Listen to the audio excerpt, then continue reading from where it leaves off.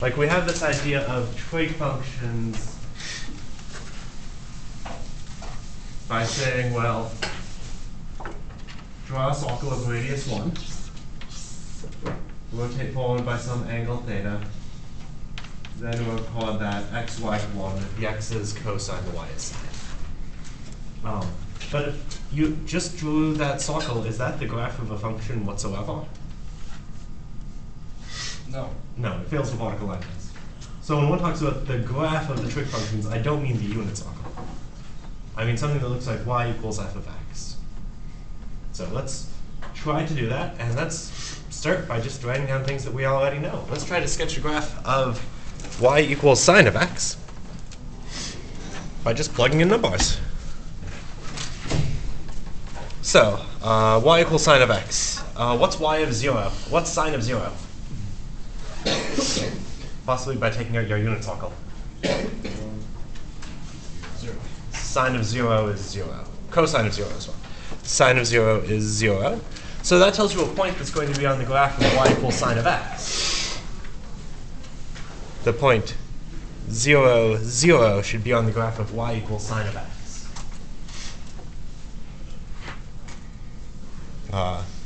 0 is also exactly 0. Pi over 6. What's the sine of pi over 6? 1/2. Which, I don't know, it says approximate.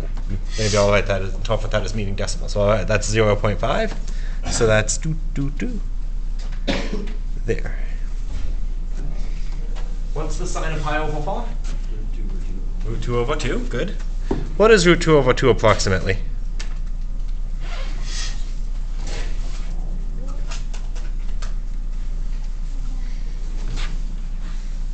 I mean, this graph is going to be so low resolution that I can only really pull out one decimal place. It's around 0.7, I think.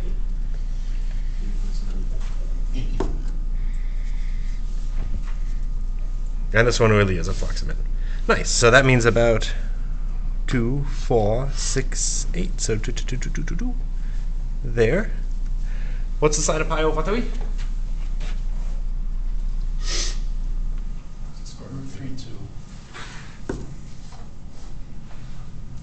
Root 3 over 2, which is approximately how big?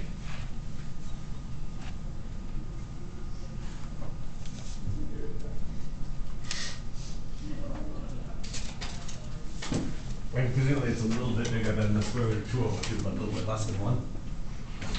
0.87. 0.87. So I'll go ahead and round that to 0.9.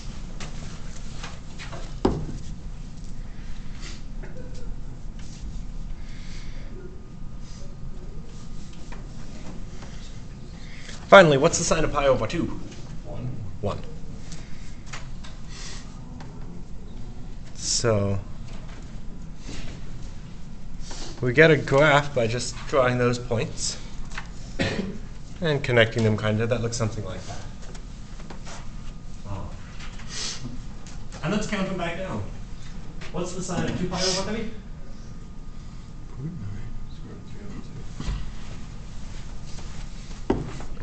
Root 3 over 2. Sine of 3 pi over 4? Root 2 over 2. Root 2 over 2. Sine of 5 pi over 6? Sine of pi. 0. And notice these numbers are like the same as those numbers, just in the opposite order. And that has to be the case. All right, the sine of pi over 2 minus theta is the same thing as the sine of theta. So the graph from here to there should look exactly the same as this, but going down instead.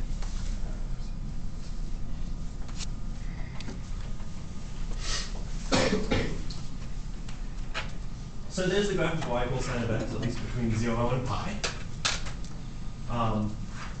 Let's try to remember some things. What is the sine of, well, sure. The sine of x minus pi is the same thing as negative the sine of x. So that means that if I shift the graph to the right by pi, all the y values should become negative. So I shift the graph to the right by pi, I should get the exact same graph, but negative.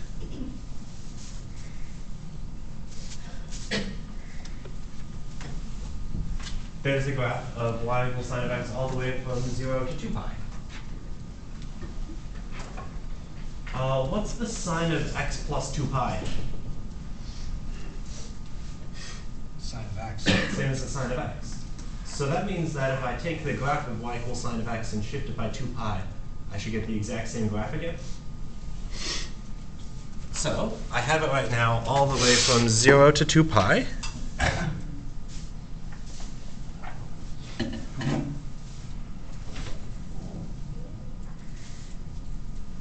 This is the graph of y equals sine of x from 0 on to 2 pi. And apparently, if I take that exact graph, I copy it, I shift it right or left by 2 pi, and draw it again, that will still be the graph of sine of x.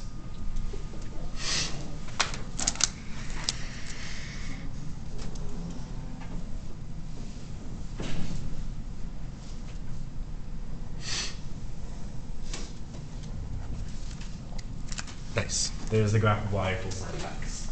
Drawn, I mean, approximately all of those hills and valleys should be the exact same height, right? Maybe it looks like I haven't actually achieved that. There's the spirit of what the graph of y equals sine of x should look like. Let's check some things. By looking at this graph, what is the minimum value y equals sine of x achieves? Negative 4. And it achieves it at a few different places. All right, this is where my inability to draw a picture consistently becomes a problem. That should have y equals negative 1. This point should be at y equals negative 1. That point should be at y equals negative 1. Let's try to write down some x values that produce those minimum values. So what x values produce y equals negative 1 by looking at this graph? What are just some of the numbers you see? Negative pi over 2 does it?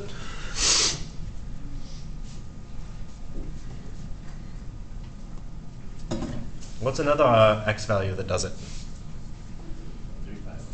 3 pi over 2, right here.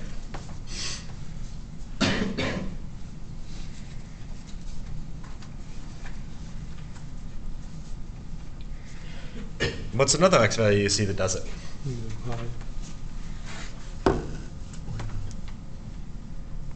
Well, yeah, I guess there's one right here. So I guess there's one right there at negative 5 pi over 2. How about right there? What's that x value?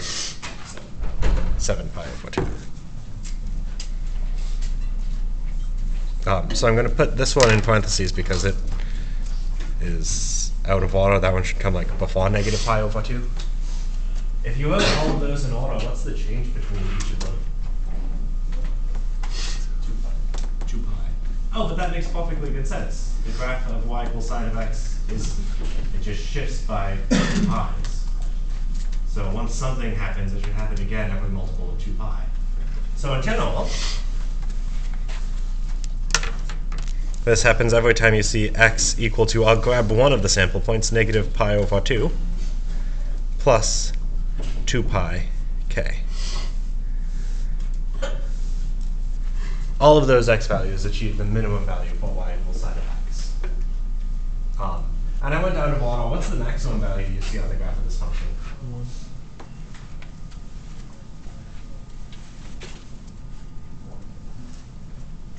1. The maximum value you see on the graph of this function is y equals 1.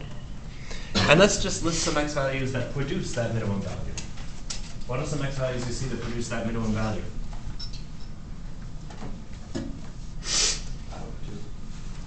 Pi over 2 does it.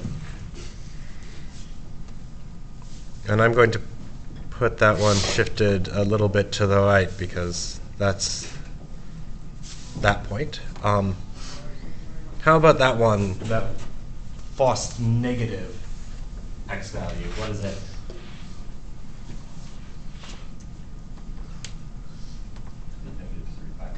Negative 3 pi over 2, right? Because there's negative pi over 2, there's negative 2 pi over 2, so there's negative 3 pi over 2.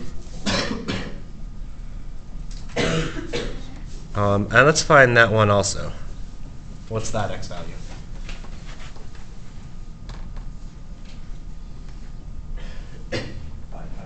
5 pi over 2. Again, they're shifting by multiples of 2 pi. So in general, at everything that looks like x equals pi over 2, because that was the simplest looking of those x values, plus 2 pi k.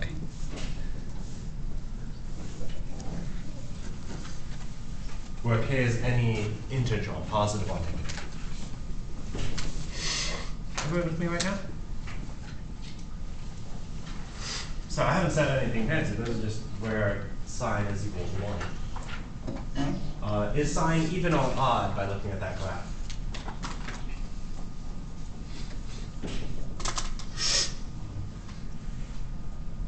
Odd, I think.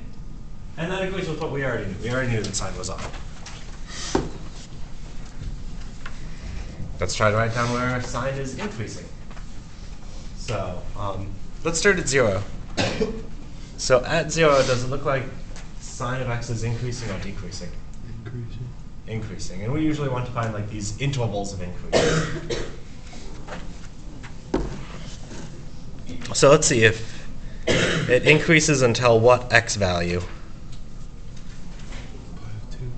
Pi over 2. So it's increasing from something until pi over 2.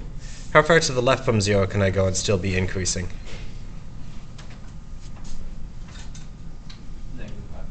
Negative pi over 2. So sine of x is increasing on pi over 2 to negative pi over 2. Is that the only interval on which sine is increasing? No.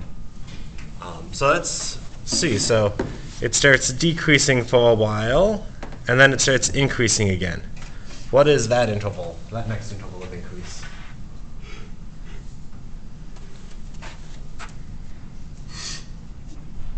Pi over 2.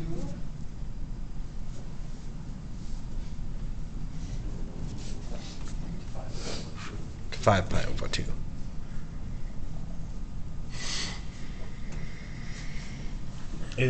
But then there's going to be another interval of increase after that again, right? And, well, you can see it's starting right there. It looks like that's at, let's see, that's 3 pi over 2, 5 pi over 2, so that's 7 pi over 2. To 9 pi over 2.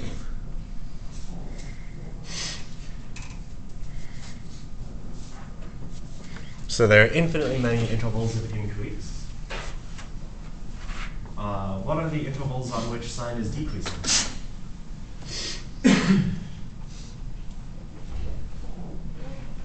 Well, just find one of them.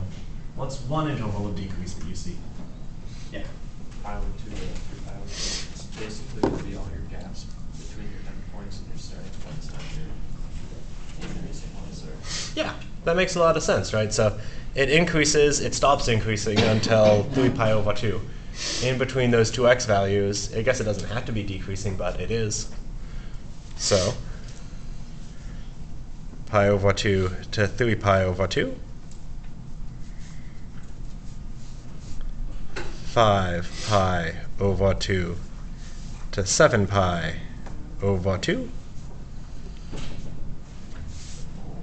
And again, there will be infinitely many intervals of increase, infinitely many intervals of decrease. That's just something that you have to see given the fact that this function keeps repeating. You'll see the same behavior infinitely many times. And let's just pin down one last thing, just to remember what these mod means. Where are the turning points of this function? Pi over 2. Pi over 2 is one of them. Any multiple of pi over 2 times 2 pi.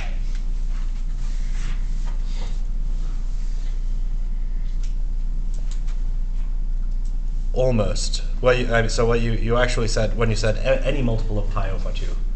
Pi is also a multiple of pi over 2, right? But pi isn't a turning point.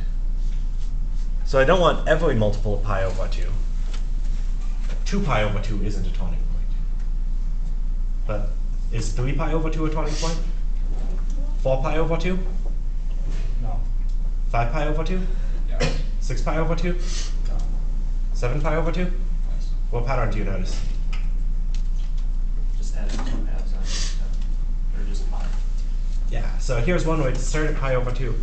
And you can't add pi over 2's to get more turning points, but you can add pi's. So anything that looks like pi over 2 plus a multiple of pi, there's one way to write it down. But maybe there's another way that you notice. So like pi over 2 was a turning point, 3 pi over 2 was a turning point, 5 pi over 2 was a turning point. Those are all just a bunch of odd numbers times pi over 2.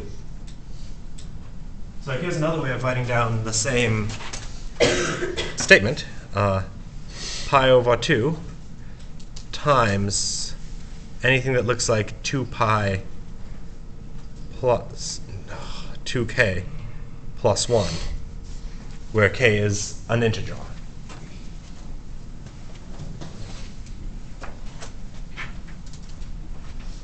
How do people feel about that? That seem okay? So we now understand sine. Do you think we can understand cosine similarly? In fact, so we could do the exact same thing again. Plot some points, but I like to follow strategies that minimize the amount of computation that I have to do. So I won't do that. Instead, I'll remember some I'll remember identities from, well, I guess Friday would be. So by looking at the notes from last time that we had class,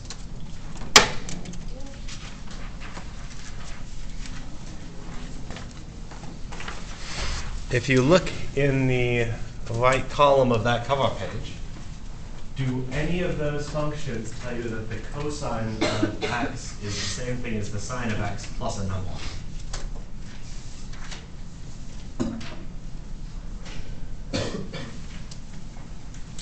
Well, let's just go through each of them. Sine of x plus 2 pi k is the same thing as sine of x. That's not helpful. Sine of 2 pi minus x, well, that's not the sine of a number plus x at all, is it? Sine of pi minus x, that's still no good. And it gives us sine instead of cosine. Sine of pi plus x is negative sine of x. That's not useful. Sine of pi over 2 minus x, well, that gives us cosine, so that's something. But I wanted something inside of the parentheses that looks like x plus a number. So does that satisfy that? No. We still could use this, but then we would have to do like 2 transformations instead of just 1. Sine of x plus pi over 2 is cosine of x. So that last identity will give us what we want. So let's write that down. So the sine of x plus pi over 2 is exactly the same as the cosine of x. What does adding pi over 2 to the independent variable do to the graph of a function? It will shift it to the left by pi over 2. So the graph of cosine of x is the same as the graph of y equals sine of x, but shifted left by pi over 2. That seems pretty okay?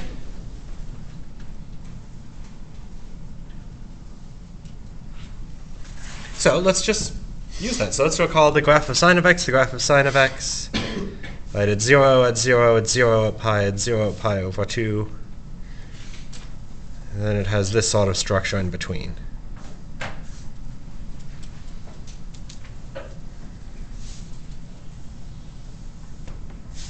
Where that peak is at pi over 2 comma 1. So apparently the graph of cosine should look exactly like this. But all of the x values should be shifted to the left by pi over 2. So let's just trace through some of those points. So this point right here, right now it's at 0, comma 0. Where will that point go when you shift it to the left by pi over 2?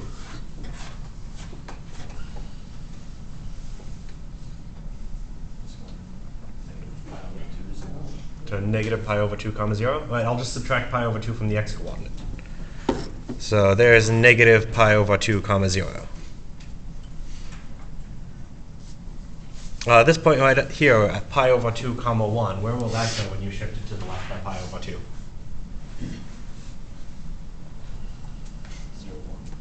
0, 1. And now I'll just keep doing that.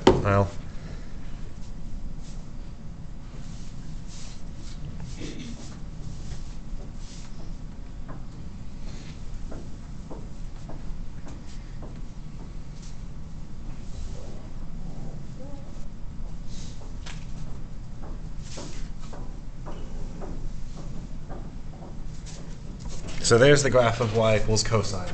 I got it by taking the graph of y equals sine and shifting it. That seems pretty okay? I'm very happy enough. All right, same questions. What's the maximum value that cosine achieves? 1. What are some x values you see that achieve it?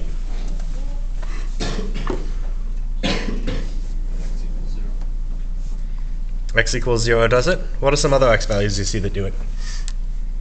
2 pi. 2 pi does it? 4 pi does it? I guess you don't see it, but you would probably expect that 6 pi should do the same, right?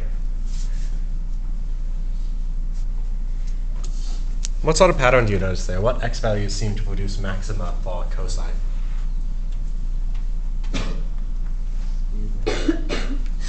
Yeah, say louder though. Yeah, an even number times pi. So anything that looks like 2x equal to 2 pi k should do the job. That's an arbitrary even number times pi. How about minimums? What's the minimum value you see for cosine of x? Negative 1. Which, it should be the same as sine, right? We shifted it horizontally. That's not going to change the y values in any way. It'll change x values. And let's just track down some x values you see that produce that minimum value. What are some x values you see? Pi does it? What's another x value you see? 3 pi?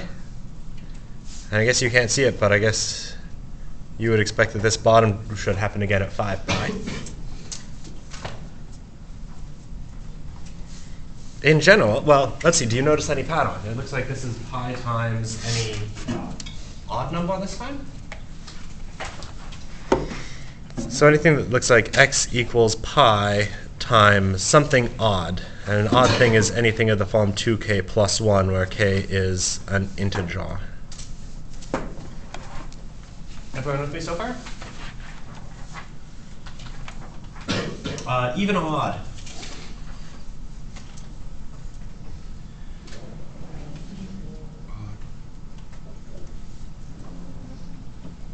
Even? Odd? Neither?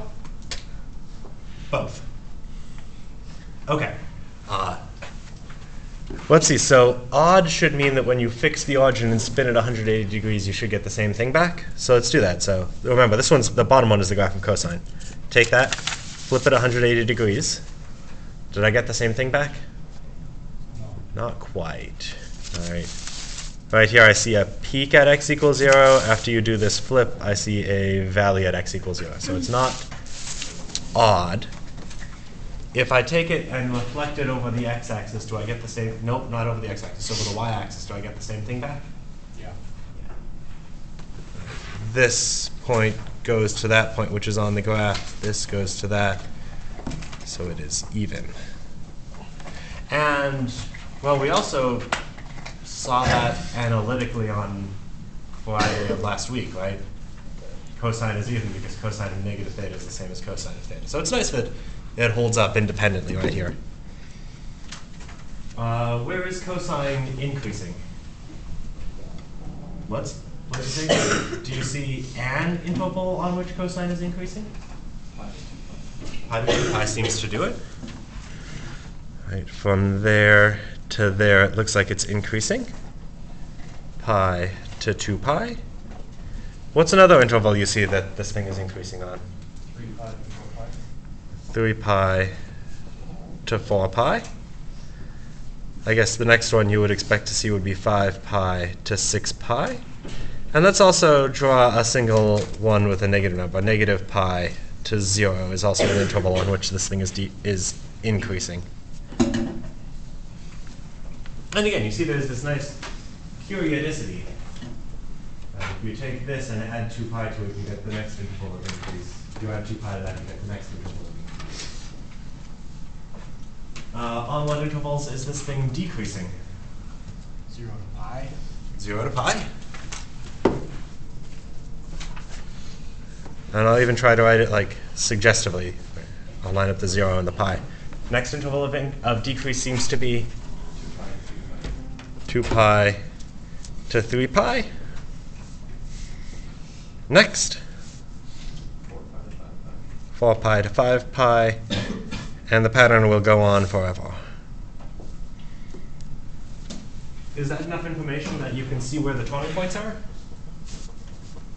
Right, a turning point is every time you change from an interval of increase to an interval of decrease, or an interval of decrease to an interval of increase. So where's one of the turning points? 0. 0. Where's another turning point? Pi. This is right. 0 is a turning point because you go from increasing to decreasing. Then you go from decreasing to increasing at pi. Then you go from increasing to decreasing at 2 pi. So it looks like I see 1 at 0, 1 at pi, 1 at 2 pi, 1 at 3 pi, and so on forever. In general, do you notice any pattern there? Start at 0 and add or subtract pi. Start at 0 and add or subtract pi. So one way of saying that would be anything that looks like 0 plus a multiple of 2 pi should be a turning point. But let's try to simplify that a little bit. Do I need 0 plus in there? So every multiple of 2 pi, including 0, right? 0 is a multiple of 2 pi because it's 0 times 2 pi, is a turning point for cosine. That go pretty okay? People pretty happy? So I guess what's the main takeaway? Main takeaway is there's the graph of sine and the graph of cosine. If you can remember those, then you can extract all of these other facts about intervals of increase, decrease. Shoot, I mean, I could have asked about x-intercepts, right? And you could have read those off from this graph. Average rates of change for that matter. So you have now graphs for sine and cosine, and you can take advantage of those. And let's just play a matching game. So one of these is the graph of sine, and the other is the graph of cosine. And you will tell me which is which.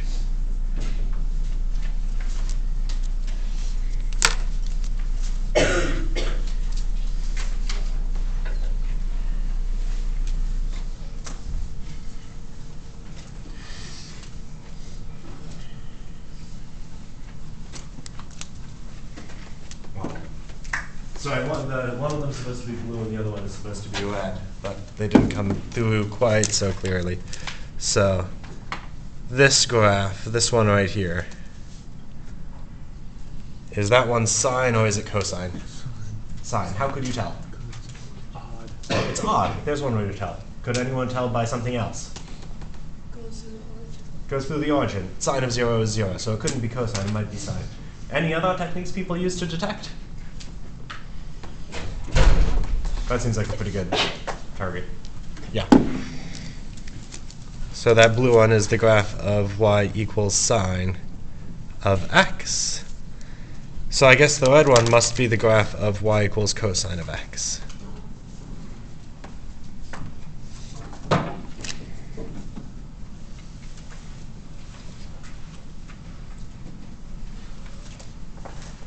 So one thing which is often useful when you're studying anything that has a periodic structure, sound waves, stuff like that, is to express them in terms of some sines and cosines. We won't do that explicitly today, but let's just try to understand some examples of what happens when you multiply some stuff by numbers. So let's try to sketch the graph of 2 times the cosine of x multiplied by 30. And in some sense, this is like a question you could have answered on like day 2 of this class, right? Maybe not quite day 2, but only in the semester. What happens when you multiply a function by 2? What does that do to its graph? Doubles what? By 2. Or it doubles the x's by 2. The y's. Otherwise, Yeah, because the function is being multiplied by 2. What happens when you multiply the x inside of a function by 3? What does that do to the graph? You're dividing all the x's by All of the x values on the graph will be divided by 3. Right? Everything inside the parenthesis does the opposite of what you expect. For good reason, but it does. So let's just try to trace some of these points. So let's draw some of these points on cosine. So there's the point at 0, 1,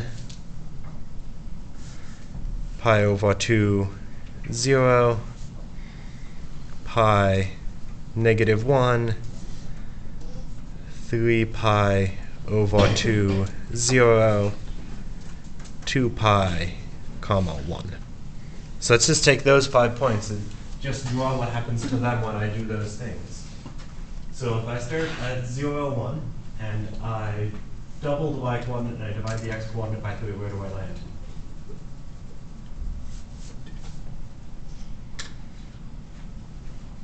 Sorry, that was probably too many things to say all at once, and I think I kind of slowed my speech a little bit. So I start at 0, 1. I'm going to double the y coordinate. So you start at 0, 1, and you double the y coordinate. Your y coordinate is now 2. So now you're at 0, 2. You divide the x coordinate by 3. You're now at 0, 2.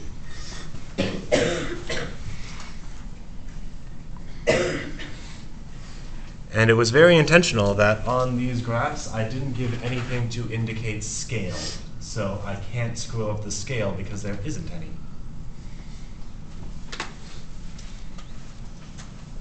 Same thing, from at pi over 2, comma 0, do that same thing. What point do you land on?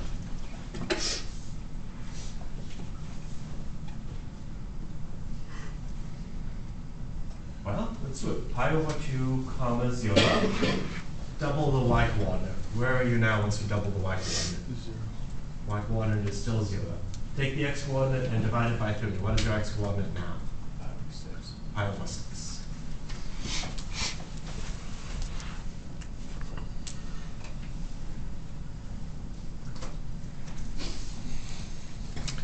Trace out these remaining 3 points, see where they land on the graph, and then we'll sketch the picture from there.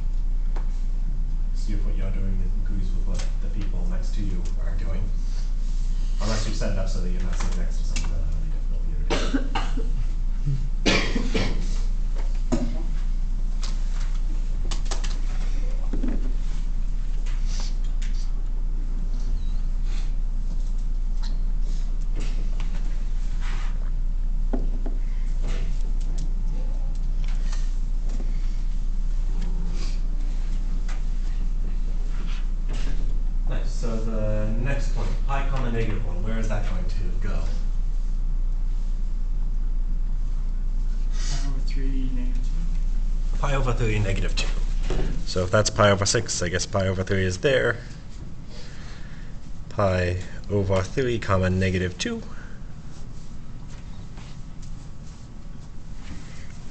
Three pi over 2, comma, 0 is now the point y coordinate of 0, that's its x coordinate. 0. 3 pi over 6, 0. Yeah, so 3 pi over 2, comma, 0. That'll so the y value will be multiplied by 2, so that's still 0. The x value will be divided by 3, so that'll be 3 pi divided by 2 times 3, which is 3 pi divided by 6. But is there anything common between the numerator and denominator that we should cancel? So it is the same as pi over 2. Maybe it's useful to think of it as 3 pi over 6. Because then you know it should be 3 times as far away from the origin as that. And finally, 2 pi comma 1 should end at the point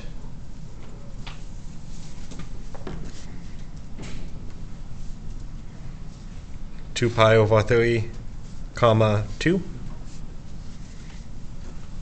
Everyone happy enough? And notice, at this point, the graph of cosine will just start repeating. So this new graph should just start repeating again also. So I should get the same graph up to 4 pi over 3, comma 2. And then one more time, why not? Out to 2 pi, comma 2.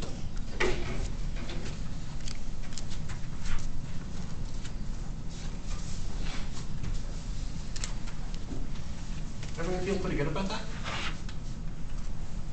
So I'm going to ask you a question about this.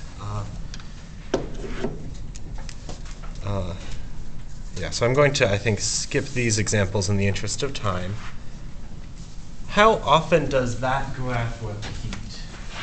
How far to the left do you have to shift it before you get the exact same graph again?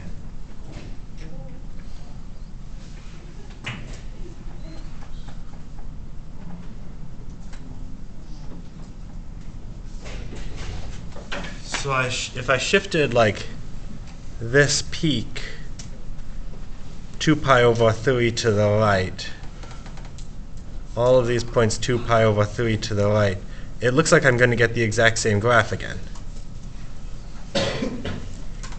So here's a fact.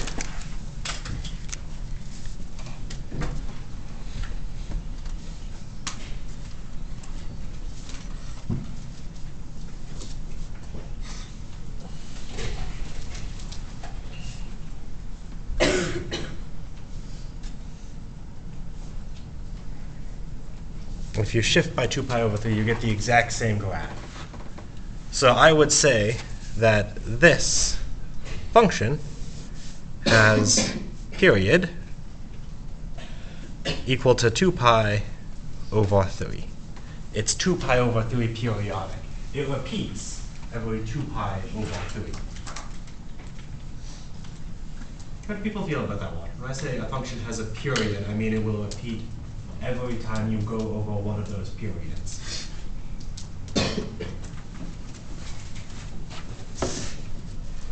So the period of 2 times the cosine of x times 3 is 2 pi over 3.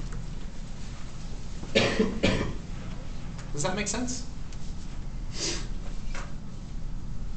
And so one thing which maybe is something you just notice is this multiplication by 2. That didn't change the period whatsoever, did it? This period is something that has to do with x values. When you do something that changes y values, you shouldn't change the period. But this did. It divided the period by 3. In general, you can compare the period of anything that looks like a cosine but with some things multiplied in. The period of cosine of any number times x is 2 pi divided by that number. the period of sine of a number times x is 2 pi divided by that same number. How do people feel? That seem reasonable? That's exactly what happened in the example we just walked down. It started as something 2 pi periodic, but the x got multiplied by 3, so omega was 3, and the new period was 2 pi divided by 3. So without even drawing a picture, answer this question. Tell me, what is the period of sine of pi times x?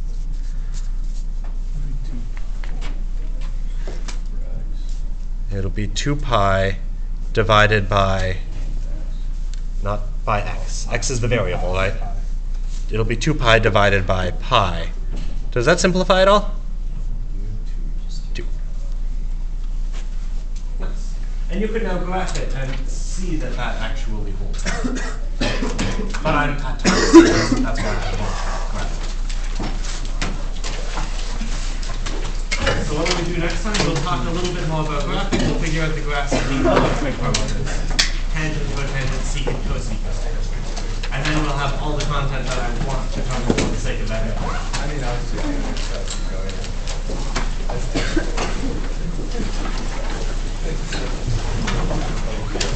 Let's see, is anyone planning on going by my office hour today to maybe ask me questions concerning midterm review stuff? no, not that. What does that do again? Or does that say on the midterm? Does that do the Friday of I next think week? it's due the Friday of next week. It says on it, I think. But I wouldn't trust me to consistently write down dates. Okay. Is November 11th Monday? Yeah. Is November 15th that Friday? Yeah. Okay, then yeah, let's say that. Okay.